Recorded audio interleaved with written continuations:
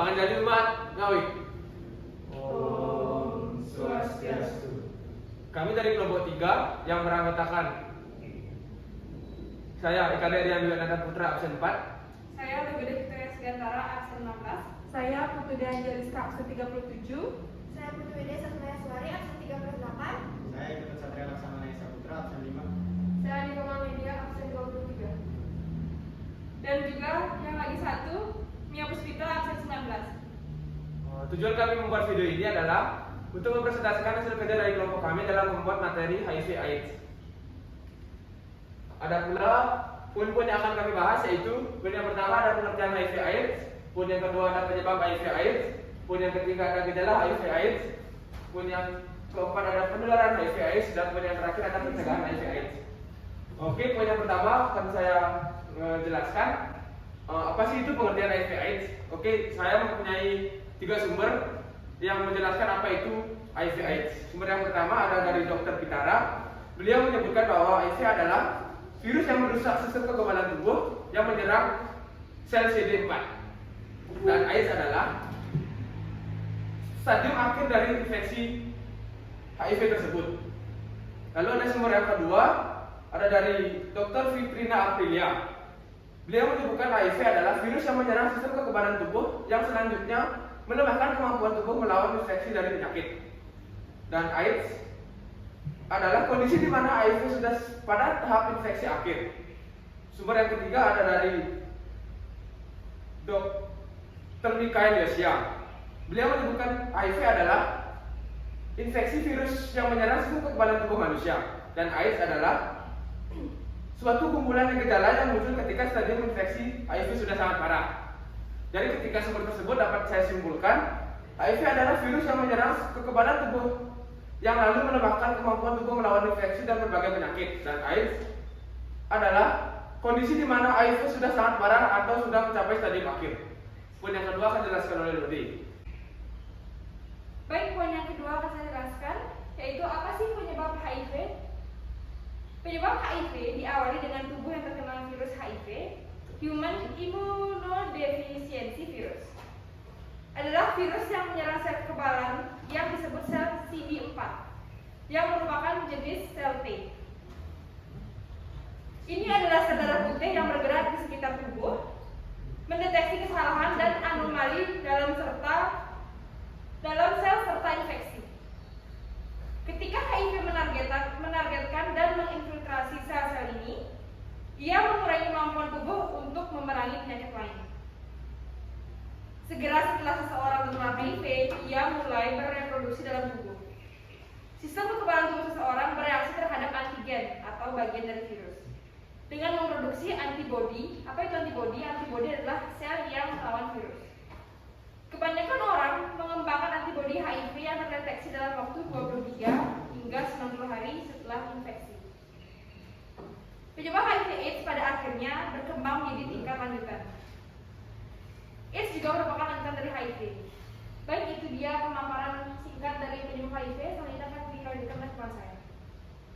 Baik, di sini saya akan menjelaskan apa saja sih gejala-gejala dari HIV/AIDS. Gejala HIV/AIDS umumnya dibagi menjadi 3. Tahap pertama yaitu gejala tahap infeksi akut, bisa ringan hingga berat, yang berlangsung hingga beberapa hari hingga beberapa minggu. Gejalanya meliputi demam hingga menggigil, muncul ruam di kulit, muntah, nyeri pada sendi dan otot, pembengkakan kelenjar getah bening, sakit kepala, sakit perut, sakit tenggorokan, dan sariawan. Tahap kedua merupakan HIV memasuki tahap laten. Infeksi tahap laten bisa berlangsung sampai beberapa tahun atau dekade. Gejalanya meliputi berat badan menurun, berkeringat di malam hari, batuk, diare, mual dan muntah, herpes zoster, pembengkakan getah bening, sakit kepala, dan kelelahan. Oke, tahap 3 yaitu AIDS.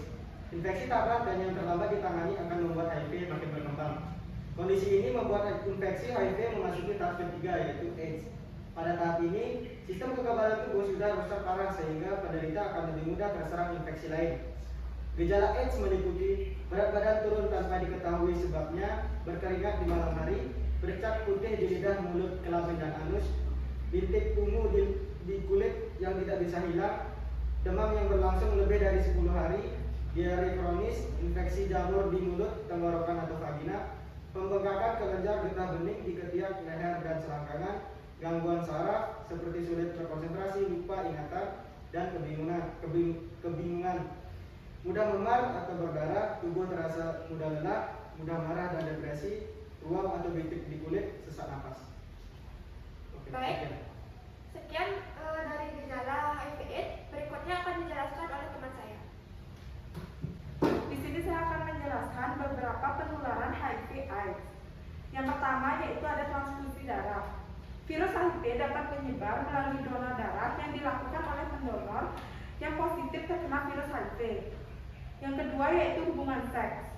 Penularan HIV dapat terjadi melalui hubungan seksual tanpa kondom, baik itu melalui vagina, anal maupun seks oral. Dan juga seseorang yang suka berganti-ganti pasangan seksual juga lebih berisiko untuk terkena HIV. Yang ketiga yaitu penggunaan jarum suntik. HIV dapat ditularkan melalui jarum suntik atau kontaminasi darah orang yang terkena HIV.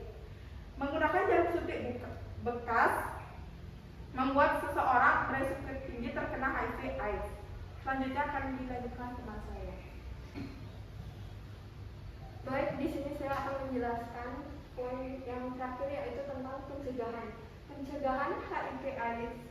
Berikut ini menurut sumber dari Alo Dokter, menurut Dr. Pitara mengatakan ada beberapa cara yang dapat dilakukan untuk menghindari dan meminimalkan penularan HIV/AIDS.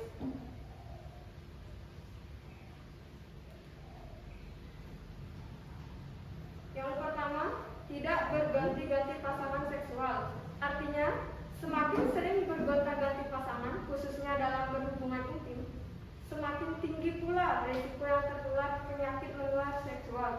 Terlebih lagi jika kebiasaan gonta-ganti tersebut tidak dibarengi dengan penggunaan kondom.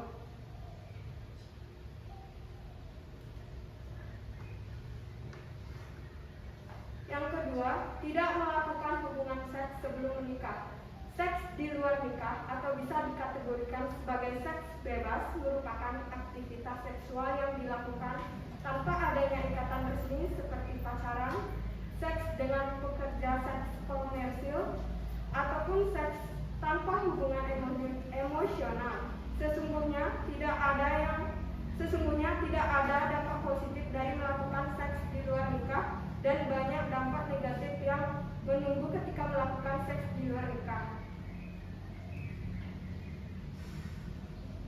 Selanjutnya yang ketiga, menggunakan kondom saat berhubungan seksual.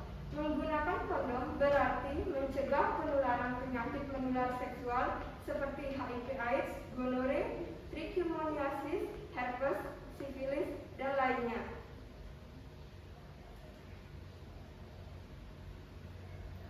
Yang terakhir ada menghindari penggunaan narkoba terutama jenis suntik.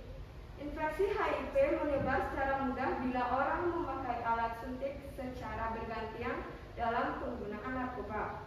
Penggunaan alat bergantian juga menularkan virus hepatitis B, virus hepatitis C, dan penyakit gawat lain.